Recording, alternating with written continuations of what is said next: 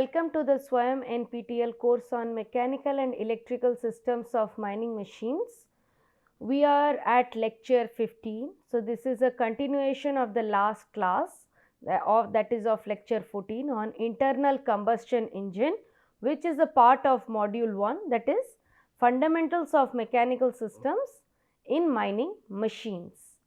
So, the concepts that we would be covering in this class would be we will start with the working principles of engines. So, in last class we understood the schematic of an internal combustion engine. So, how does it look like? What are the different components of an internal combustion engine? What is the difference between a spark ignition engine and a compression ignition engine also we discussed. So, today we will be going to the working principles of this engine, and then we will be going to the 4-stroke spark ignition engine. So, last class I explained about what a stroke means when the piston moves from one dead center to the other dead center, that is, let us say it moves from bottom dead center to top dead center, it is 1 stroke, and then again when it moves from top dead center to bottom dead center, it is called as another stroke. So, we will be discussing about 4-stroke spark ignition engine, then we will be discussing about 4-stroke compression ignition engine. So, well, when we talk about the working principle of internal combustion engine, so it has different processes. So, it has specifically 4 processes, and this cycle of operation is sequential and it is quite rigid and it cannot be changed. So, let us first know what are these different operations. So, we start with, let me write down.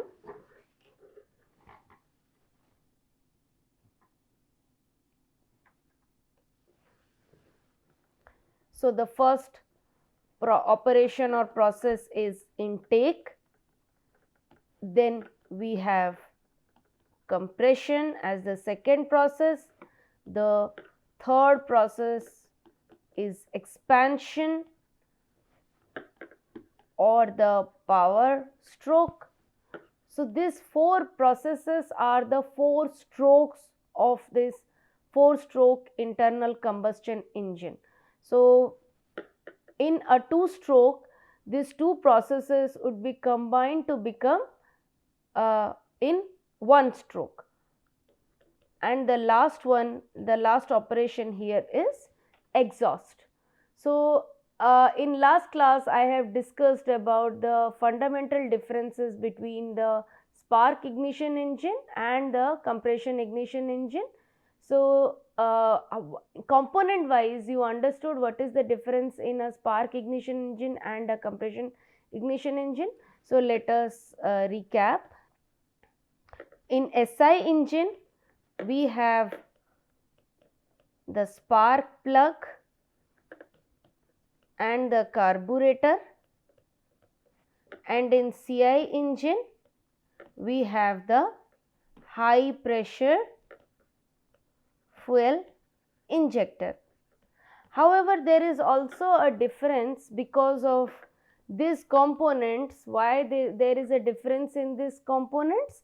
Because there is a difference in how the operation happens in both of these engines.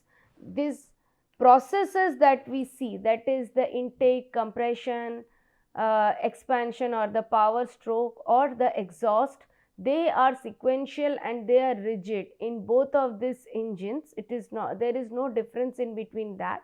But while this processes takes place, so there is a role of spark plug or carburetor and the high pressure fuel injector, which gives the fundamental difference between a spark ignition engine and a compression ignition engine. Now, while looking at the history of the spark ignition engine, it was invented by a scientist named Nicholas A. Otto in the year 1876. So, that is why the name of this spark ignition engine, which we also call it as a petrol engine, or it is also called as the gasoline engine, It's also called as the SI engine, which is the spark ignition engine. It is also called as the Otto engine. So it gets the name from the scientist Nicholas A. Otto, who invented this device with petrol as a fuel. The same process was repeated by another scientist named Rudolf Diesel in 1892, where he tried the same with the diesel as a fuel. However, there were certain um, process challenges that he found which he could not achieve by the engine that was developed by Nicholas A. Otto. So he developed or invented this engine, which we also call it as the diesel engine. So the name diesel engine came from his name Rudolf Diesel, and it is also called as the compression ignition engine. So why compressed ignition engine? Because there is no spark plug and the combustion happens due to compression of the combustible matter. We will be knowing about that in a while. Well, before going on to these processes, so in last class I explained you the construction of a single engine, of how it looks like a single cylinder I explained, and then I also mentioned that when there is an engine there must be multiple cylinders. So here you can see this is an engine with 4 cylinders. Here you can see the pistons 1, 2, 3 and 4, and you can see here they are connected by a connecting rod, and then there is this component which is attached. You can see this component which we call it as the crank, and which is connected to the crank shaft. Now you see there were also valves that I discussed in last class, that were the inlet and the exhaust valves. So there is an inlet valve and then there is an exhaust valve. So there are different processes that happens, that is the intake, compression, exhaust, expansion, then exhaust. So this has to happen in a timely manner. So let me first explain how does this process happens. So let me first explain with a spark ignition engine. So this is a 4-stroke spark ignition engine, where you can see there is one cylinder and then there is one piston. So this is the gudgeon pin to which this connecting rod is attached. There is a crank pin to which this crank is attached, and here is the crankshaft. Now this is the inlet valve and this is the exhaust valve. Now this is the inlet manifold and this is the exhaust manifold. So what is the first process that takes place? Is the intake. Now in the first process, that is intake, in a spark ignition engine, so to attached with this inlet manifold is the carburetor, where air and fuel get mixed up in some proportionate, and then this air fuel mixture travels inside this inlet manifold and goes inside the cylinder when the inlet valve opens.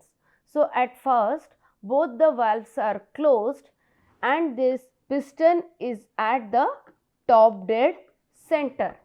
Now the way you would have seen a syringe, like while you draw the blood from a human's body, so the syringe tail has to be pulled.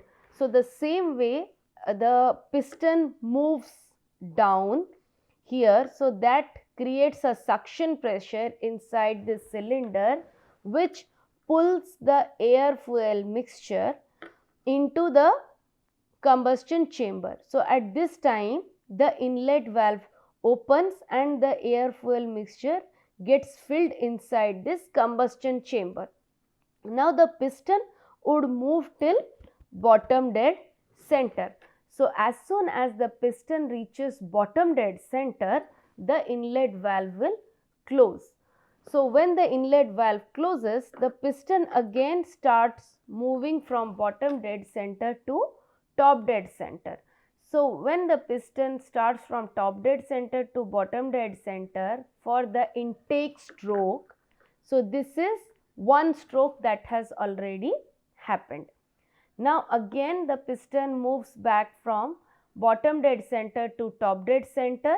So the second stroke starts, which we call it as the compression stroke.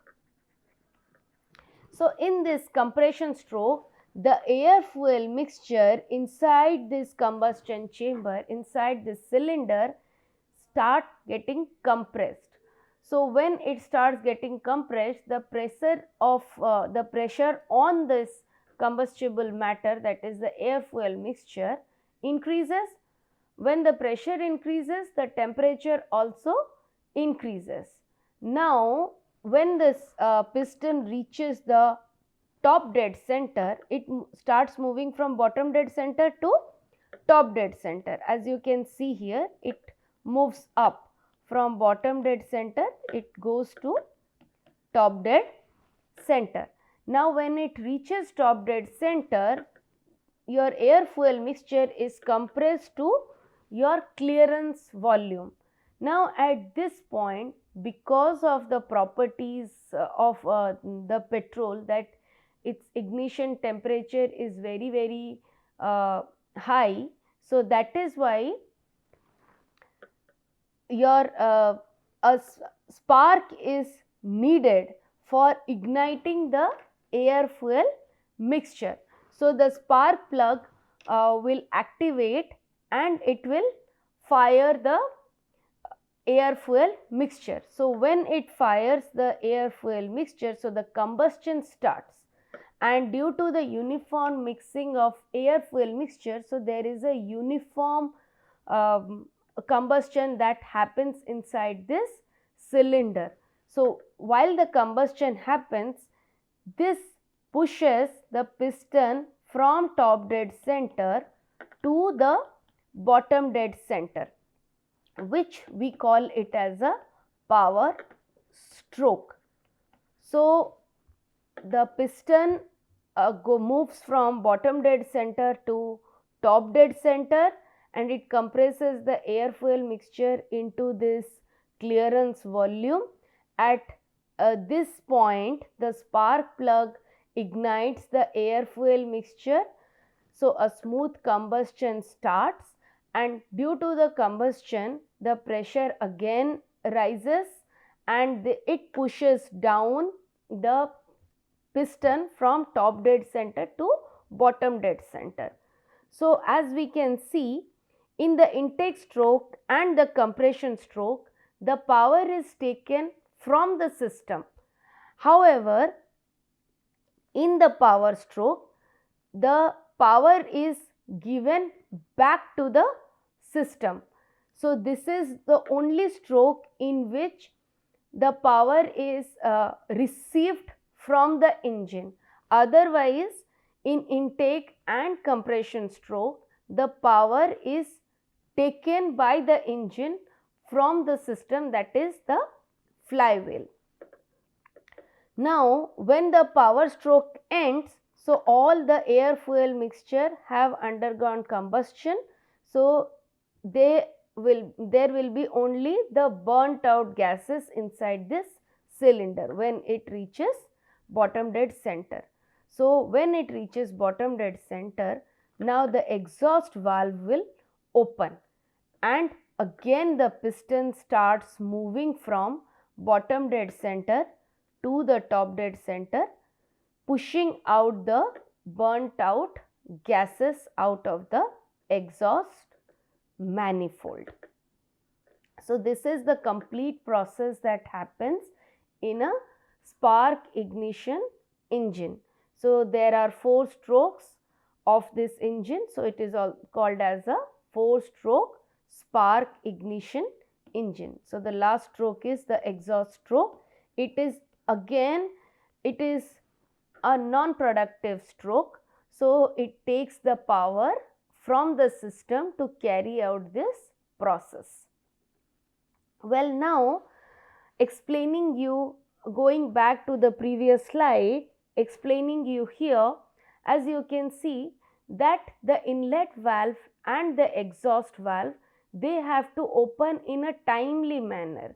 While your piston is moving up and down, it is not like when the piston reaches top dead center, the valves have to open.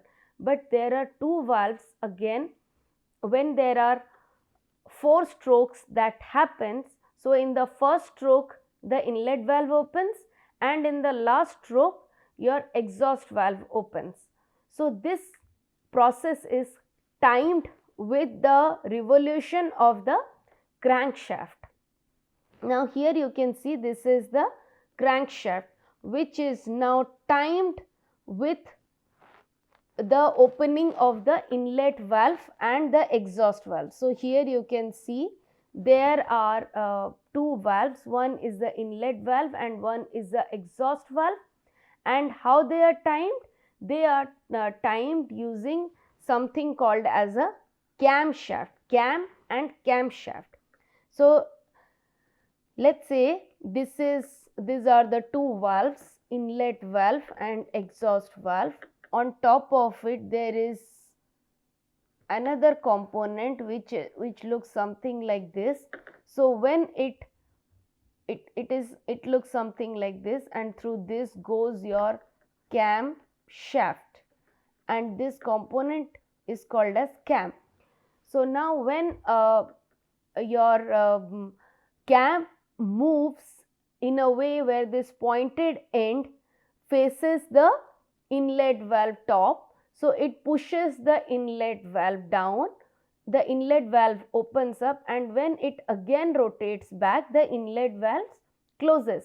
So it is not a spring, but it due to its shape, it opens the inlet valve and exhaust valve in a timely manner, and all of these are timed with the revolution of the crankshaft. So it is not a very simple component, it is complicated.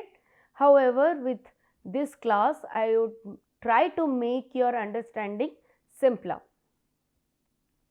Well, now again let us come to the thermodynamic cycle that takes place in these 4 processes, that is the intake, compression, expansion and exhaust. So when we talk about the thermodynamic cycle, so we are talking about the PV diagram, that is the pressure versus volume diagram.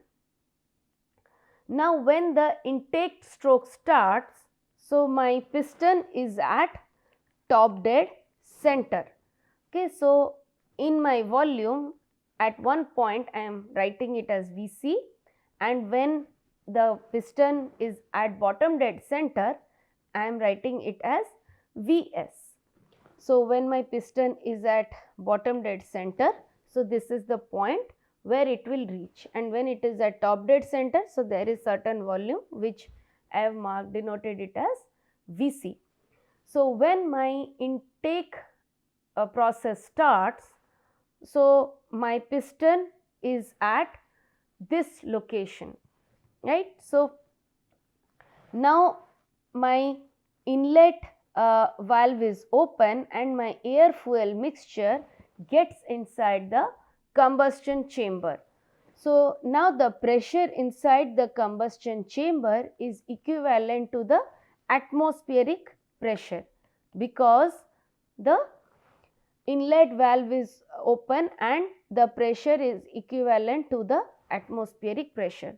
So at this point my piston starts moving from my top dead center to the bottom dead center.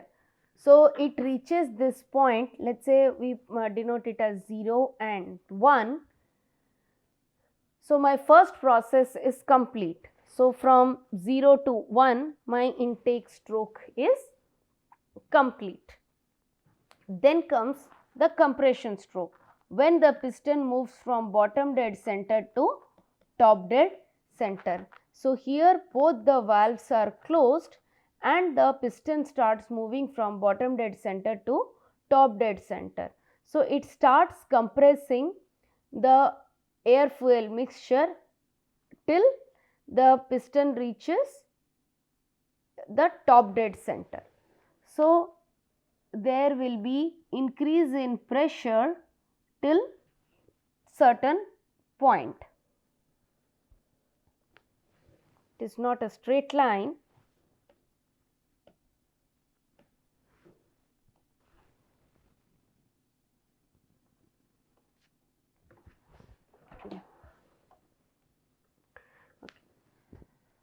So my compression stroke has taken place where my curve moves from point 1, that is from a clearance volume, from a swept volume to the clearance volume, and the pressure inside this combustion chamber has also increased till certain extent.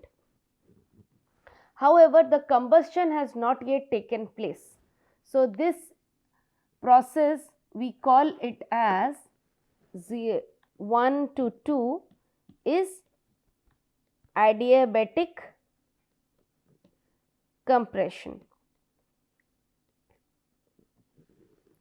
So why adiabatic compression? Because there is no transfer of heat or mass. Now when it reaches top dead center, so at this point a spark happens which ignites the air fuel mixture. So due to this ignition there will be an increase in pressure at constant volume. So this is constant volume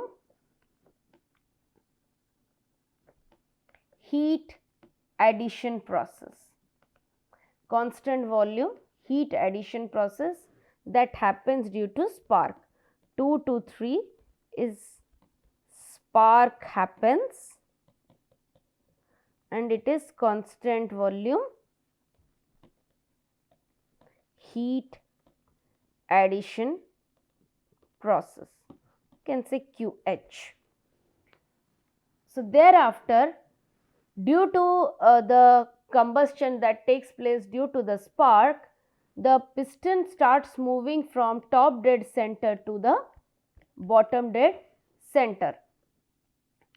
So at this point the pressure starts decreasing gradually. Okay, so this process from 3 to 4 we call it as the adiabatic expansion. So after it reaches the point 4, the exhaust valve opens. So when the exhaust valve opens, the pressure immediately drops to atmospheric pressure. So from 4 to 1 is when exhaust valve opens, and then when the piston starts moving again from BDC to TDC, expelling out the burnt out gases. So that process is from 1 to 0, which happens at P ATM, atmospheric pressure, because the exhaust valve remains open during that time. So this is the complete thermodynamic process that happens inside this 4-stroke spark ignition engine. So one thing that I left here is from 4 to 1 it is a constant volume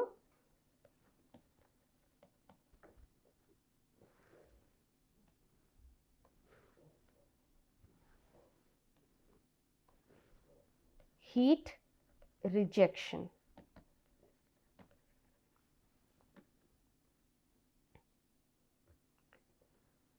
okay, which you can denote it as QL. So this is the complete thermodynamic process of 4-stroke spark ignition engine. Now come to the 4-stroke compression ignition engine. So in compression ignition engine, the 4 strokes are similar to the 4 strokes of spark ignition engine, that is intake, compression, expansion and exhaust. However, what is the difference? The difference is in compression ignition engine we would get much higher compression ratio. So the compression ratio of SI engine is in between 6 to 10, while in CI engine it is from 16 to 20. Now in compression ignition engine, during the suction stroke, that is the intake stroke, only air is inducted instead of air fuel mixture. So we will be discussing in details about that, of how only air is inducted and when fuel is inducted. So that happens in your compression ignition engine, while in SI engine we saw that both air and fuel are mixed in certain proportion and they are inducted during the intake stroke.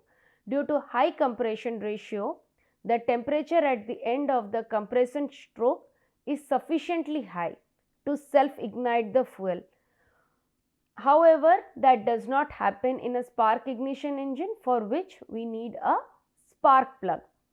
In CI engine, a high pressure fuel pump and then fuel injector is used to inject the fuel into the combustion chamber, and this happens after the compression stroke.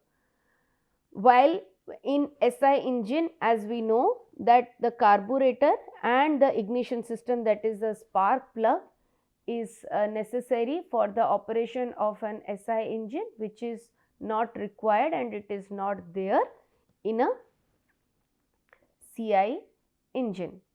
Well, okay, so we will be discussing about the 4-stroke compression ignition engine, its processes and the thermodynamic cycle in the next class. For reference, you may follow this book of Internal Combustion Engine by V. Ganeshan. Thank you. See you in next class.